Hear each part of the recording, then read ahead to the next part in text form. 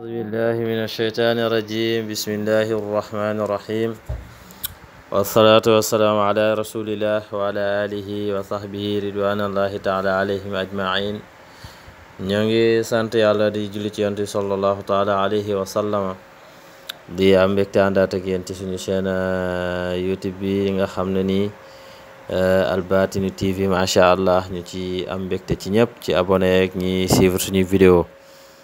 macha allah tey ñu indiwaatoon vidéo bu am solo lool ci ñi nga xam ne kayfiya bi am solo lool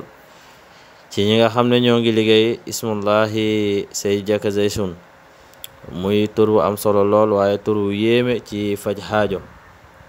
mboolem koo xam ne yaa ngi koy zikar am nga ci ndigal nga bëgg ci ijaaba gu gaaw a gaaw na nga liggéey xaatim bi nga koy jëfandikoo di ko sangu ci diir bi nga xam ne yaa ngi koy wirdu macha allah wala mboolem koo xam ne bëgg nañu liggéeyal ko mu bëgg a am isnu ci maanaam mu bëgg a am benn lim boo xam ne dana ko ci liggéey incha allah bu ñu woowee ci 118 164 41 08 danañ ci jëflanteeg moom jox ko ci tur bu am solo lool boo xam ne bu ko zikaree ànd ak càngat gi ci kàttanu yàlla mboolem jafe-jafe yim ne yàlla dina ko ficci incha allahu rabbi muy càngat bu am solo lool mboolem ku ko mën a liggéeylu na nga ko liggéeylu nga koy sango am na solo lool surtout ñi ne ci bërëb di liggéey bañ ko leen fa jëlee dañuy jëfandikoo lii macha allah am na ci solo trop salaamaaleykum wa rahmatullah